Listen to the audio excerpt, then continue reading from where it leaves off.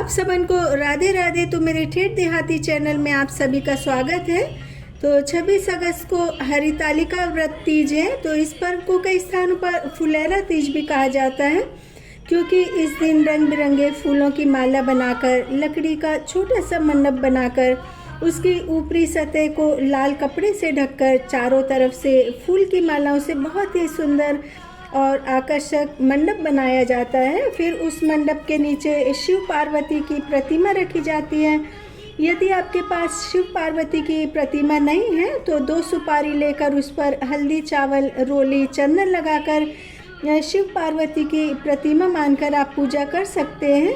और फुलेरा तीज में फूलों का विशेष महत्व होता है, क्योंकि इस दिन व्रत करने वाली महिलाएं और उनके परिवार के सदस्य मिलकर फुलहरा बनाते हैं। और हम लोग ना जब छोटे छोटे थे तो सारे मोहल्ले में घूमते थे किसके घर पर ज़्यादा सुंदर फुलहरा बना हुआ है, और रात में हम लोग कीर्तन भजन भी करते थे। तो हरितालिका का व्रत सुहागिन महिलाओं के लिए विशेष महत्व रखता है, और माना जाता है कि जो भी सुहागिन महिलाएं व्रत रखती हैं, व्रत वाले दिन काले रंग की चूड़ी पहनती है, तो वह चूड़ी किसी अविवाहित लड़की को प्रसाद और कलावे के साथ दे तो उस लड़की का विवाह शीघ्र हो जाता है। और हरितालिका तीज का व्रत भाद्रपद मास के शुक्ल पक्ष की तृतीया को रखा जाता है। मान्यता है कि शिव जी को वर के रूप में प्राप्त करने के लिए माँ पार्वती ने कई सौ वर्षों कठोर तप किया था, और तब शिव जी ने माँ पार्वती के कठोर तप से प्रसन्न होकर उनको अपनी अर्धांगिनी के रूप में स्वीकार किया था। इसलिए विवाहित महिलाएं अपने पति की लंबी उम्र, स्वस्थ जीवन की कामना स्वरूप यह व्रत रखती हैं। और पौराणिक कथाओं के अनुसार माँ पार्वती शिव जी को पति रूप में पाने के लिए जब हिमालय पर्वत पर कठोर तपस्या कर रही थी, तभी उनकी सहेलियां उनको जंगल में ले गई ताकि माँ पार्वती जी शिव को प्राप्त कर सके। और यही कारण है कि इस व्रत को हरितालिका व्रत के नाम से जाना जाता है। और हरितालिका का तात्पर्य है सहेलियों द्वारा हरकर ले जाना। तो इस व्रत का महत्व पौराणिक कथाओं में भी मिलता है, अर्थात प्राचीन समय में भी यह व्रत रखा जाता था। और इस दिन महिलाएं निर्जल एवं निराहार व्रत रखती हैं, मिट्टी या बालू की शिव की प्रतिमा बनाती हैं।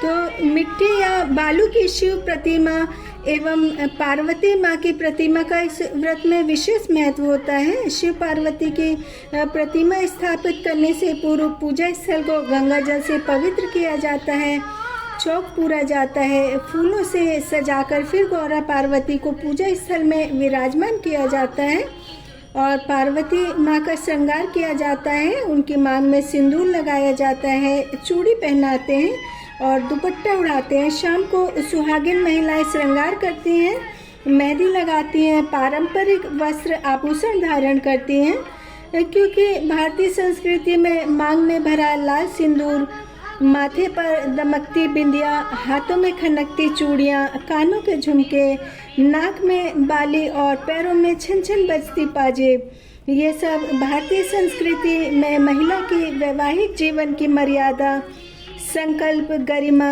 एवं स्त्री शक्ति का सूचक है।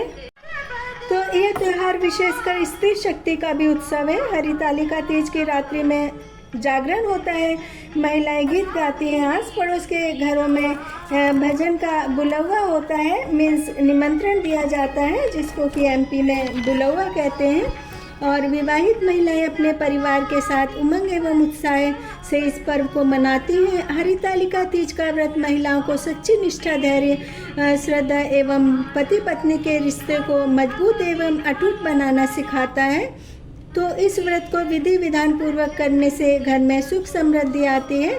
तो आप सभी को हरितालिका तीज की ढेर सारी शुभकामनाएं, और माँ पार्वती और शिव जी आप सभी पर कृपा बनाए रखें।